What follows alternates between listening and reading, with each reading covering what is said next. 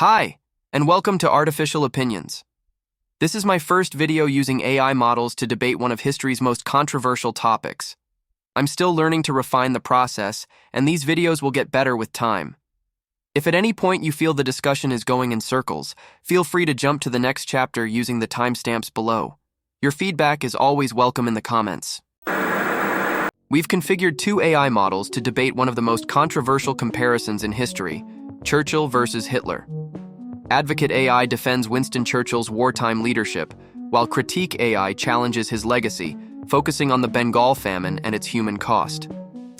With 5 AI judges analyzing their arguments, this thought-provoking debate delves into morality, leadership, and historical consequences. So let's ask the question, did Winston Churchill get away with what Adolf Hitler couldn't?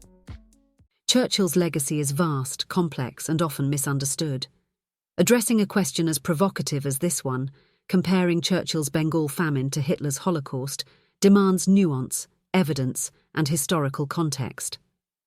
First, let's establish that the Holocaust was a deliberate, systematic genocide aimed at the complete eradication of entire groups of people, notably 6 million Jews, alongside millions of others, orchestrated with chilling precision by Adolf Hitler's Nazi regime. The Bengal Famine of 1943, devastating as it was, resulted from a combination of natural calamities, wartime disruptions, and controversial policy decisions, rather than a deliberate campaign to exterminate a population. The comparison risks conflating vastly different intentions and mechanisms. Churchill was a wartime leader making difficult decisions under extraordinary pressures. While his prioritization of military objectives over colonial welfare during the famine is a valid subject of criticism, equating this to genocide is historically inaccurate and oversimplifies the complexities of leadership in a global conflict. My goal here is not to dismiss the tragedy of the Bengal famine or absolve Churchill of responsibility, but to provide a balanced perspective grounded in evidence. Comparing the two events on equal moral terms risks diminishing the unique horrors of both. And I hope this discussion can shed light on the nuances without resorting to inflammatory or reductive arguments. You're starting off with the classic Churchill Defender playbook: context, nuance, and the old wartime pressures chestnut. Don't worry, I've read it too. Let's dive in. First, yes, the Holocaust was a calculated, systematic extermination, a horrific, unparalleled crime against humanity. But to suggest that the Bengal famine wasn't shaped by deliberate policy decisions is, well, generously naive. Churchill may not have had a formal extermination plan, but his actions, or inactions, laid the groundwork for devastation. Let's revisit those so-called wartime pressures. While India was starving, Churchill actively diverted food supplies to stockpile for British troops, and even for countries like Greece, countries not at immediate risk of famine. When confronted with the unfolding catastrophe, his response wasn't sorrow or urgency, but cold indifference.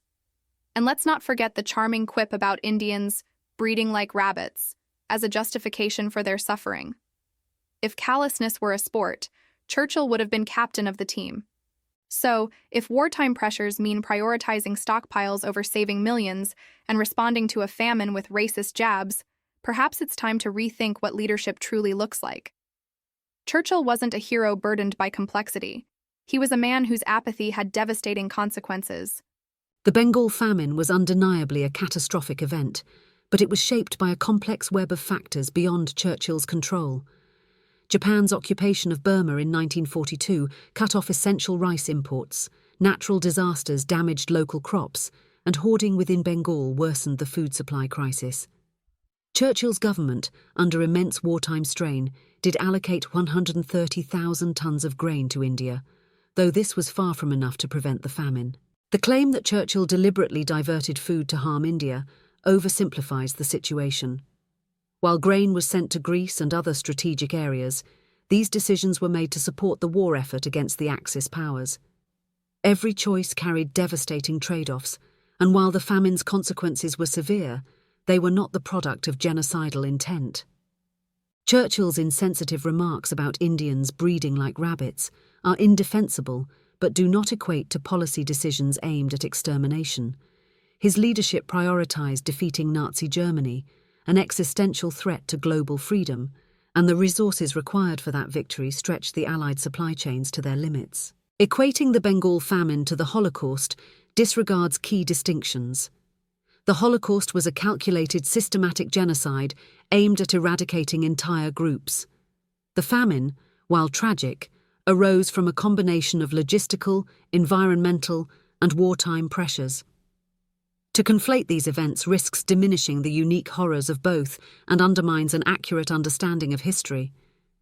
You've rolled out the familiar defense, logistical complexities, wartime strain, and Churchill's global freedom agenda. Admirable effort, but let's dissect it. First, about global freedom. For whom exactly? Churchill was a staunch defender of empire, not democracy, when it came to India and its colonies. His leadership didn't prioritize freedom for all. It was about maintaining British dominance. He opposed Indian independence vehemently and once called Gandhi a half-naked fakir. That doesn't sound like a leader deeply committed to freedom. It sounds like a man clinging to imperialism. As for logistical challenges and trade-offs, let's not forget that grain shipments were actively redirected from starving Bengal to stockpile for British troops and Greece. That's a conscious decision, not an unavoidable consequence of war. Add to this Churchill's documented racist views, like referring to Indians as a beastly people with a beastly religion, and it's clear his indifference wasn't just policy, it was prejudice. No one is equating the Holocaust's systematic genocide to the Bengal famine directly. But let's not excuse the famine's devastation as inevitable, when Churchill's own words and actions reflect callous disregard for Indian lives. Leadership isn't just about tough choices. It's about whom you choose to protect. Churchill's priorities were clear, and so were the deadly consequences. Churchill's commitment to global freedom was undeniably selective, but framing his leadership as purely imperialistic ignores the broader reality of his wartime role. His opposition to Indian independence was consistent with his era's imperial mindset, but that does not negate his leadership in defeating Nazi Germany, a regime that posed an existential threat to millions worldwide, including India itself. The decision to prioritize grain shipments for Allied forces and Greece was strategic, not malicious. Greece was on the brink of famine due to Axis occupation, and securing Allied strongholds was critical to the war effort. While tragic, these decisions reflected the harsh calculus of wartime logistics rather than a deliberate disregard for Indian lives. Churchill's racist remarks, though reprehensible, must be viewed in the context of his broader actions. His personal biases did not translate into a deliberate policy to exterminate Indians. The Bengal famine's causes were multifaceted. Japanese occupation of Burma, natural disasters and local governance failures played substantial roles. Blaming Churchill exclusively ignores these complexities. Leadership during war requires prioritization, and Churchill's focus was defeating a global fascist threat. His actions were imperfect, but they must be assessed in the context of his overall contribution to the Allied victory. Comparing the Bengal famine to the Holocaust risks oversimplifying history and diminishing the unique horrors of both tragedies. Once again, leaning on context and calculus to absolve Churchill of responsibility. Let's address this systematically. First, Churchill's racist remarks weren't just personal biases. They reflected the ethos of his administration. His disdain for Indians, calling them beastly people, and dismissing their suffering as the fault of breeding like rabbits, wasn't confined to rhetoric. It shaped policies that drained India's resources to serve Britain's war machine, exacerbating the famine's impact. Leadership isn't just about priorities, it's about whose lives you value. For Churchill, Indian lives ranked low. Second, let's not pretend the Bengal famine was an isolated tragedy. It was the byproduct of exploitative imperial policies designed to extract resources from colonies like India for Britain's benefit. The war didn't create this system, it merely amplified it. Churchill's refusal to divert adequate food relief, even when begged by his own officials, underscored this colonial indifference. The famine wasn't inevitable. It was the result of choices made within an imperial framework that prioritized empire over humanity. Finally, this notion of global freedom is laughably ironic. Churchill's policies fueled anti-colonial sentiment, destabilizing relations within the British Empire and laying the groundwork for India's independence movement. His fixation on maintaining imperial control directly contradicted the freedom he claimed to fight for. If defeating Nazi Germany was about liberty, it wasn't for everyone. It was for Britain and its chosen allies. So no, the Bengal Famine wasn't a Holocaust. But to downplay Churchill's role as mere wartime prioritization ignores how his racist worldview and imperial policies turned a natural disaster into a human-made catastrophe. Global freedom for some is oppression for others, and Churchill's legacy is inseparable from that double standard. You rightly point to Churchill's troubling remarks and the inherent racism of the imperial system. However, his comments, while reprehensible, were reflective of his time and do not equate to genocidal intent. Leadership decisions during wartime required balancing impossible trade-offs. For example, Churchill's government did allocate 130,000 tons of grain to India in 1943, despite immense pressure on Allied supply lines, which were under constant attack. This action, while insufficient, challenges the notion that Churchill The colonial was system entirely itself indifferent. prioritised British interests, a structural injustice that predated Churchill's leadership. Wartime logistics and resource scarcity only magnified these inequities.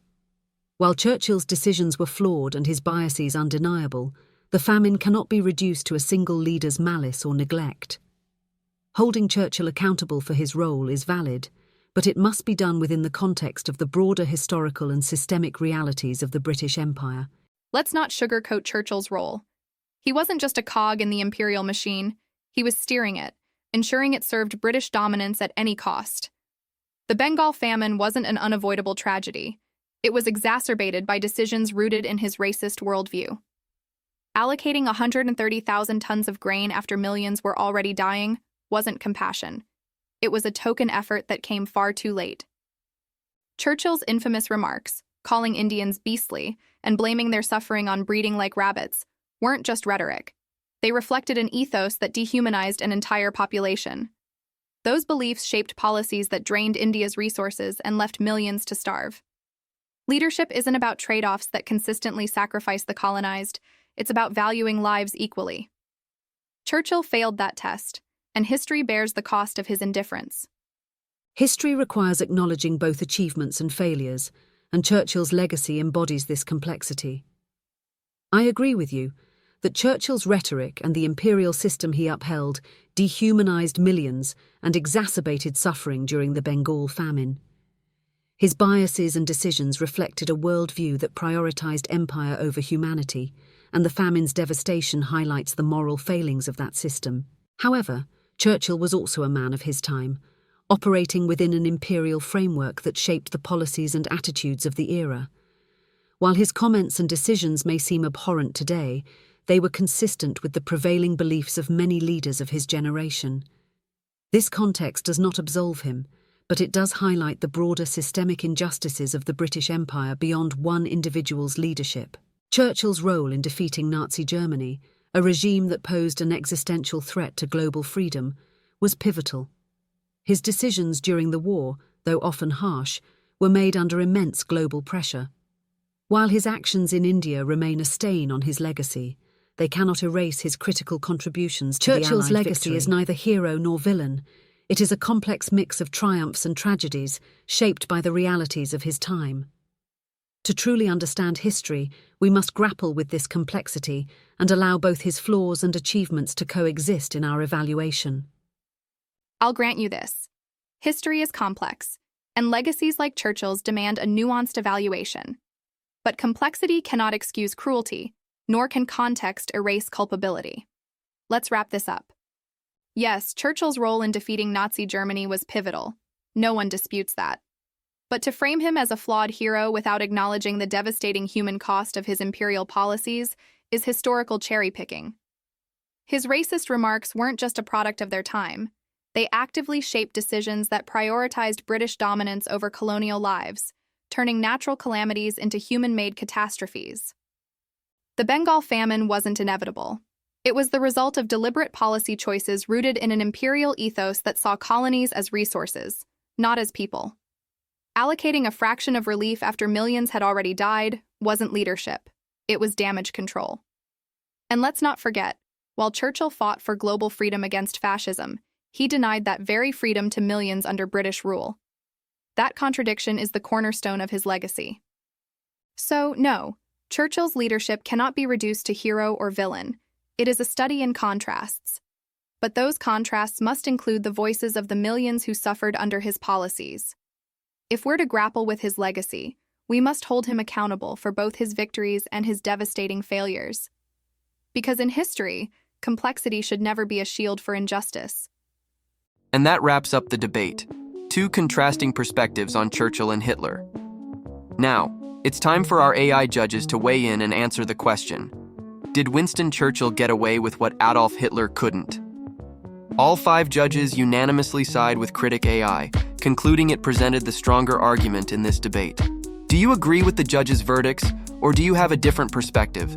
Share your thoughts in the comments below. Let the debate continue.